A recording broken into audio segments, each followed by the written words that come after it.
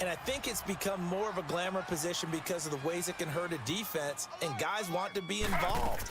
They can be in line, close to the line of scrimmage. They can split out like receivers, but hands. And all the way in. Touchdown, Cleveland. Carlos Hyde as the first half is winding down.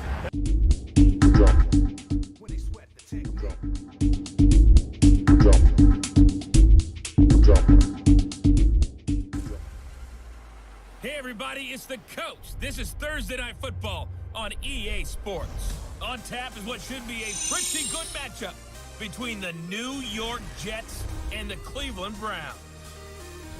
I'll see you again at halftime as we preview some of the action coming up on Sunday. But for now, it's Thursday Night Football. And on the call, as always, it's Brandon Godden and Charles Davis. Just off the shores of Lake Erie, we are at First Energy Stadium in a city aptly named after its founder, Moses Cleveland, way back in 1796. The folks here in Cleveland, even though all the down years, have never stopped supporting their hometown guys, and we got evidence of that a moment ago as the Browns made their entrance. They are ready to do battle with the New York Jets. Hi again, everyone. With Charles Davis, I'm Brandon Gaudin. And Charles, we look at this Browns ball club. Hi again, everyone. With Charles Davis, I'm Brandon Gaudin. And Charles, we look at this Browns ball club. It's been a great start to the season. Back-to-back wins to begin the campaign. Yeah, you don't want to get too excited. There's still a lot of season to go, but they've come out playing good fundamental football, and that might carry them a long way. Meanwhile, for the visiting Jets, they were losers their last time out. They're going to try to get back in the win column, but obviously they're going to have to do that in a hostile environment. And sometimes it actually works to your advantage. Now you've got to band together your team, the us against the world mentality. Let's see if they can use it and get a victory.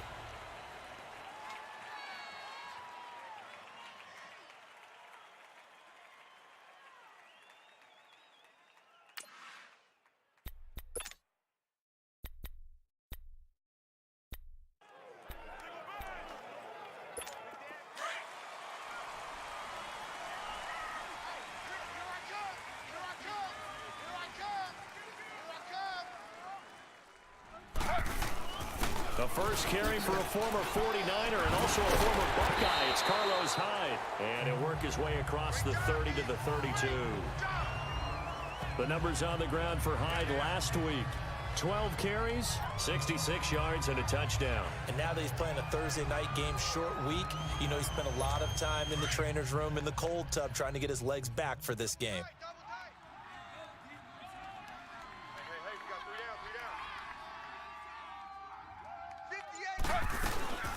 Again, it's Hyde.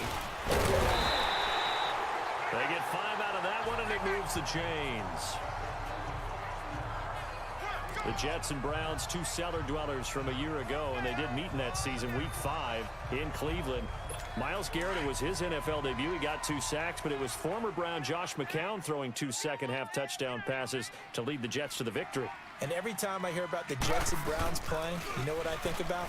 The first ever Monday Night Football game, the Jets at the Browns. Cleveland won. I believe it was 1970. It was indeed. I just happen to have the note here. I don't know this off the top of my head, but September 21st, 1970. It's always a battle. Who's going to win on first down, the offense or the defense? Let's face it, if you've got the ball, 4 yards or more on first down is what you're aiming for. They tried to throw for it there. Nice effort to knock that one away and bring up second down. 2nd and 10, it's Taylor again. Oh, the ball comes out on the hit, but they'll say it's incomplete. Pressure, and that's certainly going to be a key to this game going forward. And that time, they were able to get in there and influence the throw. And remember, quarterbacks got to get rid of it. They don't have the Tucker rule that they can fall back on anymore. So back-to-back incompletions, and that has them staring at a 3rd and 10. On 3rd down, Taylor. Over the middle, complete. That's Higgins. And he's going to have a first down as he's brought down at the 44-yard line. A good pickup there of 20 yards. So in Jet territory now. Here's 1st and 10 at the 44-yard line.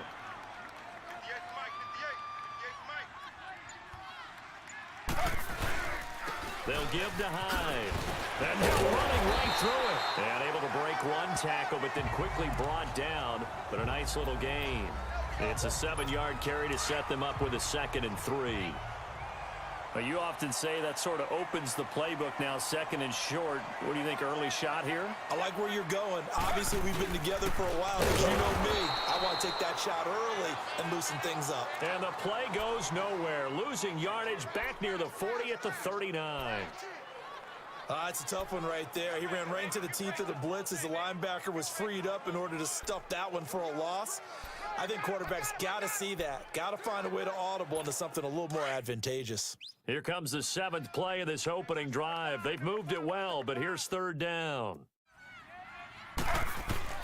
Out of the gun, it's Taylor.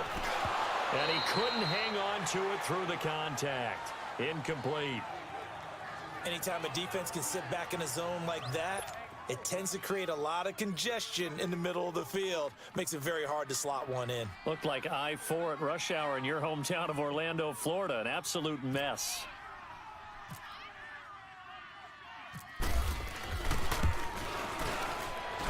That's running out of steam, and it won't get there. He left it just short.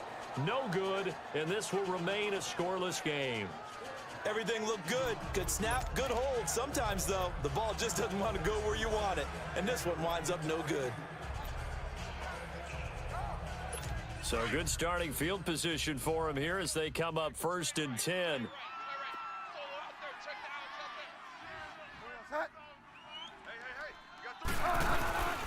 Play action now. Bridgewater. A battle for it, and it's intercepted. Picked up by the rookie Denzel Ward. And they have the football and will take over at the 24-yard line. Well, why do you go out and spend a first-round pick on a defensive back? Plays like that. The rookie gets his first interception. You have to have guys who can limit the other team's number of plays run and possessions. And no better way than an interception. And what a great way to break into the league. Here's Hyde as they begin on the ground. And nothing doing. He's immediately taken down at the line of scrimmage. No gain on the play. It'll be 2nd down. I know the scouting report on him is that he doesn't possess the eye discipline to be an elite linebacker. And what that means is his ability to read, react, and make a play. But on that one, he looked like one of those guys. Now Taylor to throw. Got his man complete over the middle. That's Gordon. And they're able to get this one across the 35. Taylor on target to Gordon for a Cleveland first.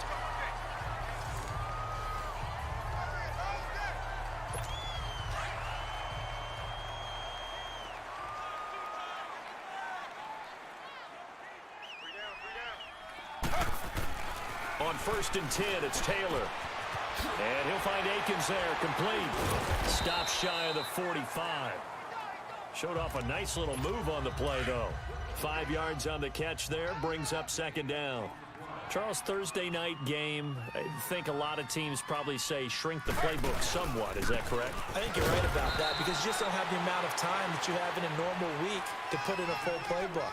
So, as you said, you shrink the playbook, pick out the plays that work best for you. Back with Charles Davis. I'm Brandon Gaudin. The Browns with a football to begin quarter number 2. They'll come up on a 3rd and 4 here to start things out. 58, right over there. Yeah. Mike, 58, right there. Now Taylor. And this is caught off the deflection. And he was able to shed the tackle, but the reserves come in for the stop. They stop him for only 3 that time, and that'll bring up 4th down. Sometimes luck is all you need. That was not even the intended receiver on that play. Well, Johnny on the spot, though. Yeah, and it turned into a big play for those guys on offense. They'll take it each and every time.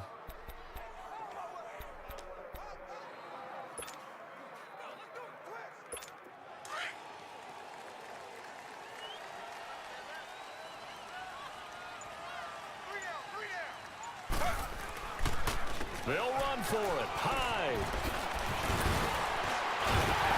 Well, he's taken down, but not before picking up the first, thanks to a flashy little spin move. A big roll of the dice on 4th and 1, but it pays off. They convert. Oh, man. 4th down and 1, and you're on your own side of midfield. That takes a little bit of courage to pull off, but they went ahead and snapped it, and it'll work out for them as they get the first down. On the ground, this is Johnson. Absolutely nobody fooled there. He's going nowhere fast as he stopped behind the line of scrimmage. Perfectly designed blitz right there. They took that one from the grease board to the field because they were able to free up their linebacker to get into the backfield and spill the play.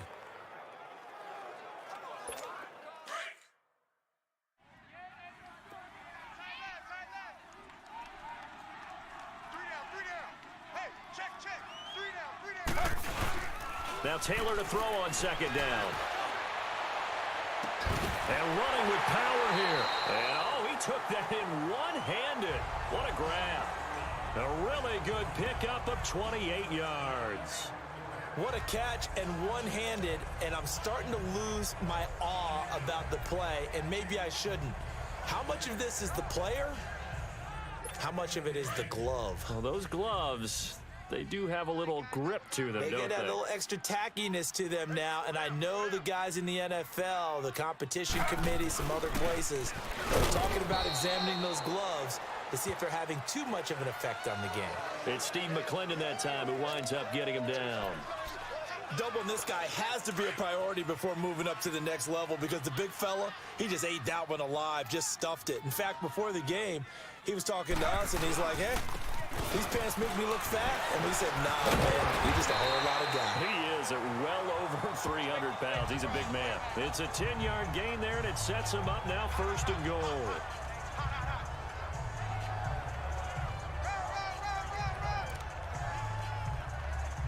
Okay, we got four. Let's go, fellas. We got 4 down. Let's go.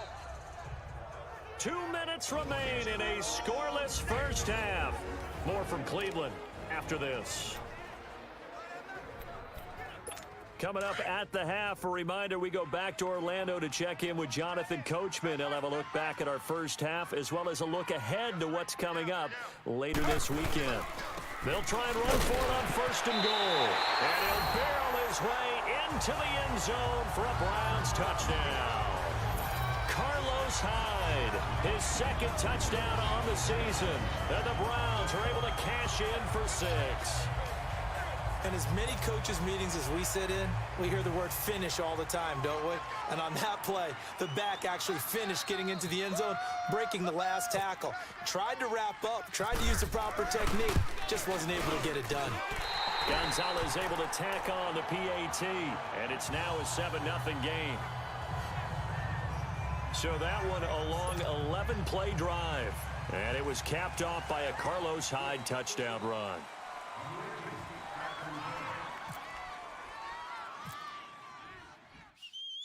Gonzalez now to kick this one away. This fielded a few yards into the end zone. And no run back here. This will be a touchback, and it comes out to the 25-yard line. New York set to take the field. And last time, 1-play interception. So this offense, they should be fresh.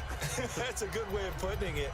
And I can't wait to see what they decide to do with play calling. Because a 1-play drive where you throw an interception, a lot of people think the very next time out, run the football, don't give them a chance. Maybe play action? I think maybe you go play action, show your quarterback, get a little confidence in him, and let him fling another one. And he's taken down. This will be a Brown sack. Myles Garrett in there to drop him, and it'll be a loss of about 8. The #1 pick a season ago, proving his worth. 7 sacks in 11 games as a rookie. Didn't play the full year due to some injuries. But he's going to be the face of the franchise on the defensive side of the ball. Myles Garrett, he fills up your screen when he's rushing the passer. Now a deep ball there on second down, but it'll wind up incomplete. This defense has been very disruptive early on as they force another one to go awry. Seems to be the front and the back end. Pass rush, they've been able to get home, and they're taking the ball away in coverage as well. I love how you put it together. The front and back working in sync, only way to play good defense. No gain on the play there. A nice job defensively, and it likely forces a punt situation on 4th. That didn't appear to be a run blitz. He just darted in once he saw the run develop. That appeared to be a case of see ball, get ball. And last week in the loss, 5 punts as he gets this one away.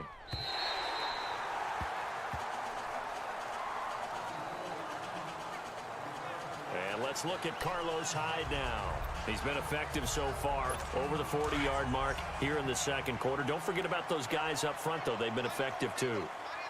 The leverage game has been in their favor. They've been the ones who've been able to bend their knees, drop their hips, and get a little bit lower than the guys on the other side of the football, and they've moved them out of the way for the runner. Sometimes that's tough for those big fellas. Not an easy thing for them to do. A good play there as the Browns strike for 16 and a first down.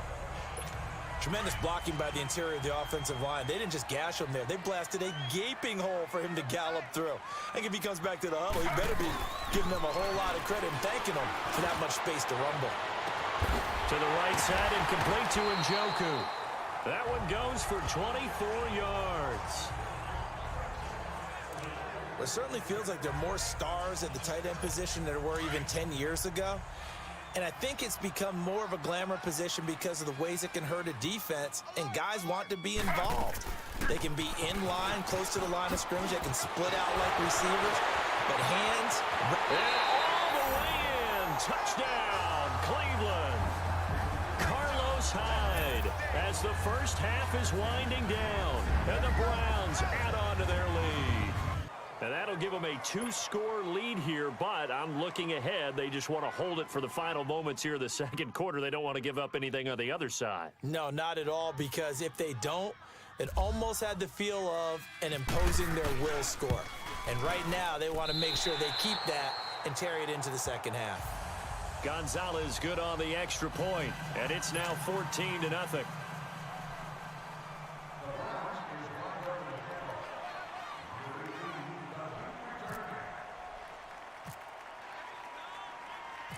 Gonzalez now to kick this one away.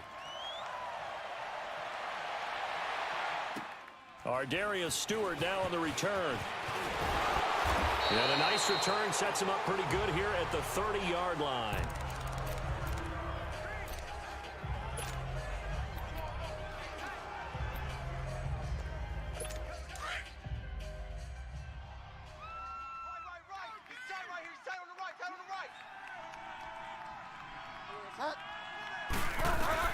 First down, Bridgewater.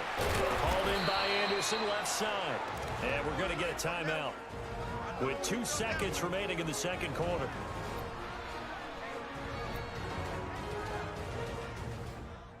Second and 5 after the 5-yard completion on first down.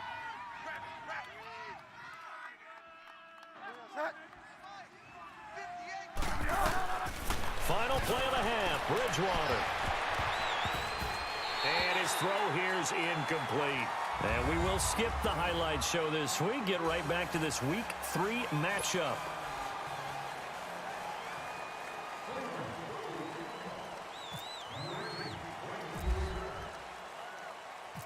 Both teams appear ready for the fight ahead, and we resume action here in quarter number 3.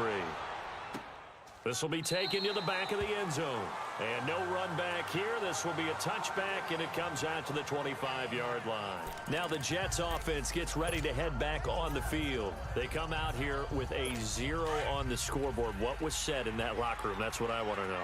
I would love to have been in there because we often have the feeling that there's a lot of shouting, screaming, people upset. But typically, halftime locker rooms are a lot more clinical than that.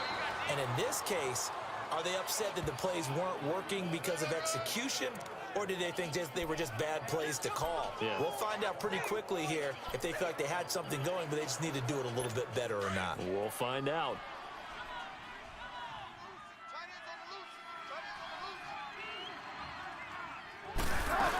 They go again with Powell. And he'll bring it up here to right at the 40-yard line. They get 9 out of that one, and as a result, the drive continues. I'm okay with the call there. In fact, I actually like it. I know they're down a couple of scores, but the running game worked in that situation. I would continue to go in that direction.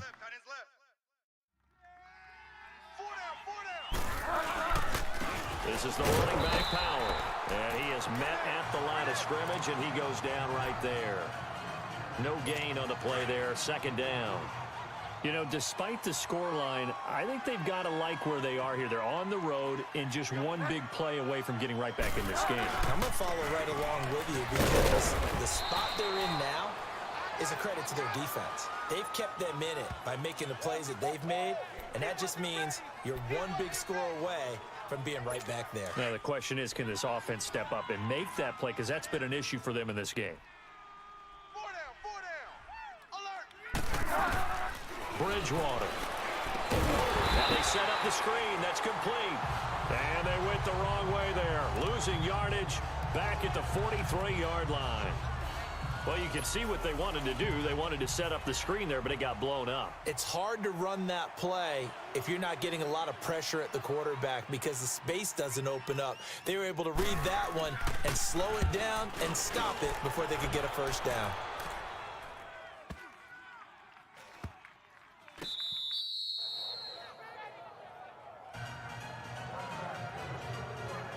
Now Carlos Hyde gears up to take the field again. Here's the Browns now. They get set for their first possession of the third quarter. This is sort of what you would call a put-away drive, isn't it? They score here, especially a touchdown. It's almost out of reach.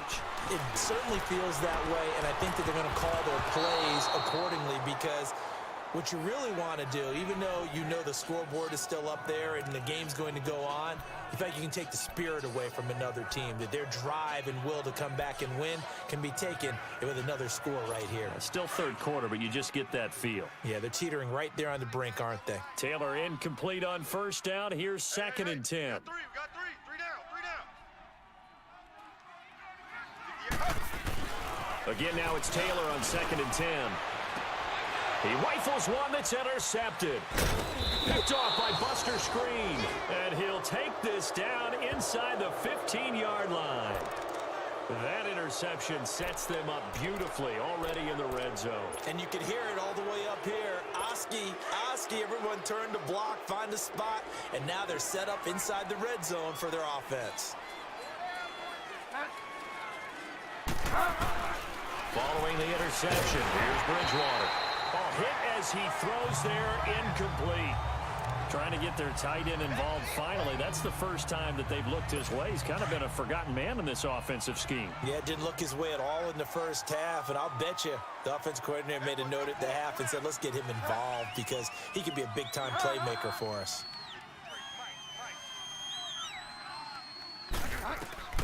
Throwing again, Bridgewater on second and 10. That one's complete to Tomlinson. And stopped a few yards shy of the goal line at the 3. It's a good gain of 11, sets him up first and goal.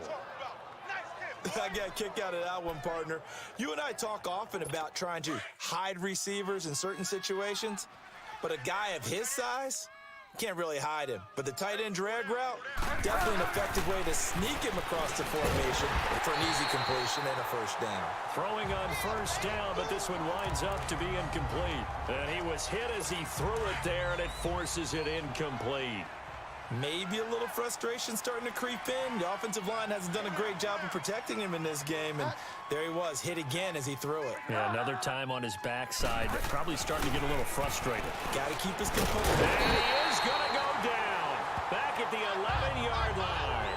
Jamie Meter busting through to get him for a loss of 6. When you're this close to the goal line, you got to expect pressure from the defense, so the ball's got to come out fast. Got to get out of his hands quicker. This is third and goal. Still looking for the first points of the game.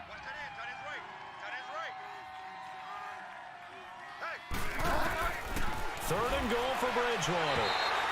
The Browns D locked in on third down. Brings up fourth. Not only was the call spot on, how about the execution of that defense right there? The zone was absolutely locked up tight. He was trying to force it in there on third down. But if there's a time to force it, he felt like he needed to make a play, right? Yeah, exactly right. Third down, you got to try and find something. There's nothing available there for him. And Santos able to put this one up and through. It's good. And they will get themselves on the board here at 14-3. That drive took him inside the 10. Good job defensively to hold him to 3. Yeah, I like how you did that. Give a little tip of the cap to the stop troops there because they didn't give up a touchdown in that situation, right? Made them kick the field goal. And, yeah, points went against them, but that feels a whole lot better running off the field.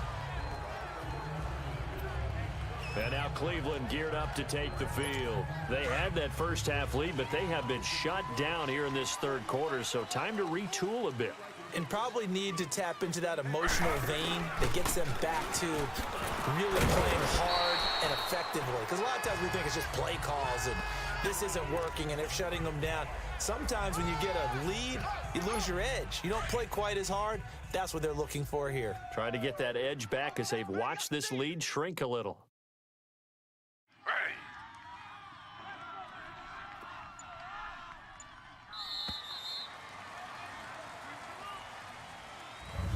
And we're back now here in Cleveland. It's the Browns football, and they've got the lead here as we start quarter number 4. Watch tight. Tight end right. They run it again with Hyde. And he's going to be met at the line of scrimmage and taken down. Darren Lee there to get him down. Run blitz there defensively, something we might see more of here in the fourth quarter. I think we'll see a lot of it, and the difference between that and a pass blitz, you're just trying to get to the quarterback. You're trying to scheme someone open who will get to the QB and make sure he gets on the ground. In a run blitz, you're actually trying to cover up gaps, trying to cover up holes so they can't run the football. And Taylor's throw there should have been intercepted, but it's incomplete. I think he's taking an awful chance with the football right there. You've got to lead, you've got to protect it, and he's taking chances putting it out there in a little bit of jeopardy. Especially in a spot like this, fourth quarter, as you said, trying to cling to that advantage. Yeah, that one probably should have been picked, huh? He was only asked to punt once in the victory last week as he sends this one away. It'll be a 39-yard punt, no return, and the Jets will take over 1st and 10. Now the Jet offense about to take over as they head out onto the field. And last time they got 3 points, but it was a chip shot field goal. And when you go to the sideline after a chip shot field goal, maybe the offense not too happy. It's a balancing act, isn't it? Because you're exactly right. They're not too pleased that they didn't punch it in for 6 points. But they also have to remember they did put points on the board. 3 points is 3 points. And in this league, you take points when you can get them. Not easily done.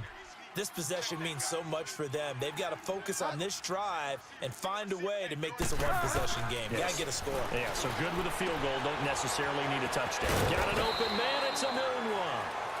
And they get him down, but not before he takes it across the 40-yard line. Give him 12 yards there, and the Jets have a first. But correct me if I'm wrong. You're down 2 scores. I don't think you need to rush just yet, but you can't take your time either. Yeah, even if you don't want to commit to full 2-minute offense, you have to up the tempo, up the urgency. Maybe you're starting to call 2 plays in a huddle each time you snap the ball. And his throw is going to be incomplete. And now a throw on 1st down there, but it's incomplete. Well, too much oomph, too much mustard there on that pass. They really turned it loose, didn't they? Really cut loose with that one. Sharp, strong. Didn't lead to a completion, though. Made it very difficult. So after the incompletion on 1st, now 2nd and 10. 29.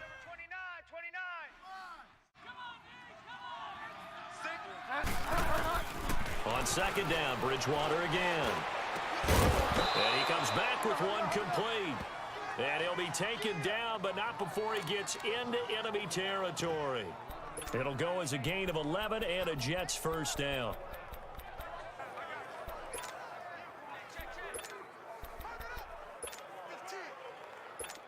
So a 1st and 10 upcoming from Browns territory now at the 47.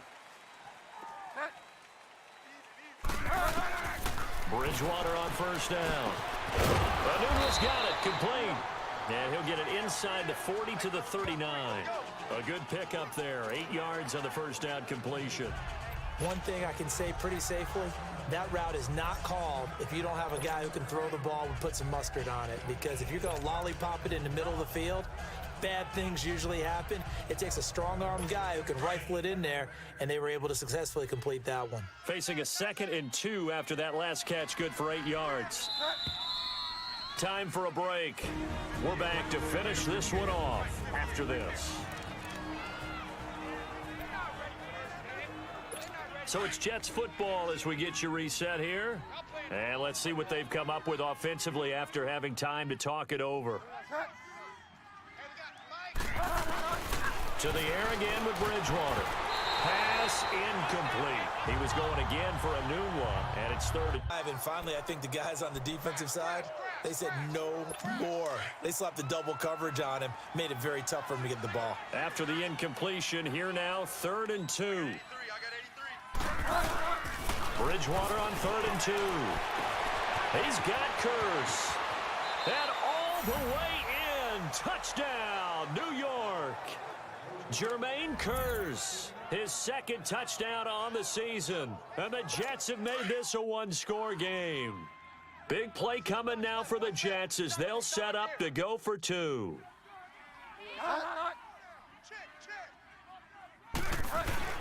Back to throw. And he can't get a throw away. He's taken down. So trying to throw it in for 2 points, but the D got home, brought him down. They got home, which means there had to be good coverage. Just had nowhere to go with the ball. Typically, you try and throw quick hitters, quick slants, maybe even a quick fade. Nothing was open. Ends up getting sacked. Solid return, pretty good field position. They'll start at the 32-yard line. And let's look at Carlos Hyde now. And there are the numbers. Got off to that torrid hot start. We thought he was in for maybe a career day. Not the case. No doubt about it. It almost looks like a misprint after what we saw in the first half. But let's give a little bit of credit to the guys on our side of the ball. They went in at halftime, made a few adjustments. And you know what else? They didn't lose their confidence in their ability to play. Because a lot of times you get beat down in the first half. It gets ugly in the second half. They've come out with a new resolve and a renewed determination.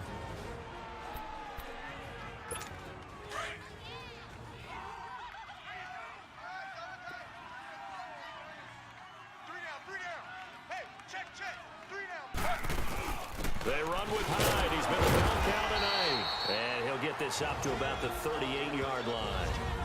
Now the Jets are going to burn another timeout as they'll talk it over here before what will be an important 3rd down.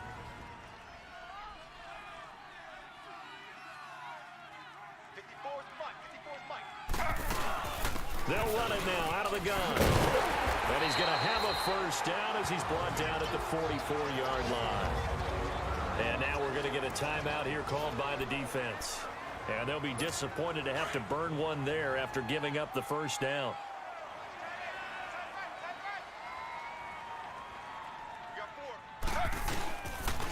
They pitch it out to Hyde.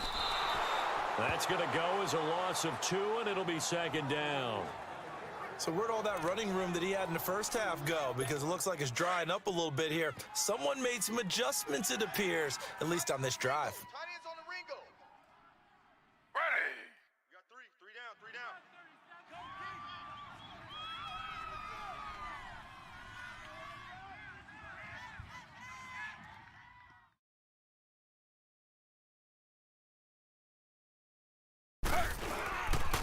Handoff comes to Hyde.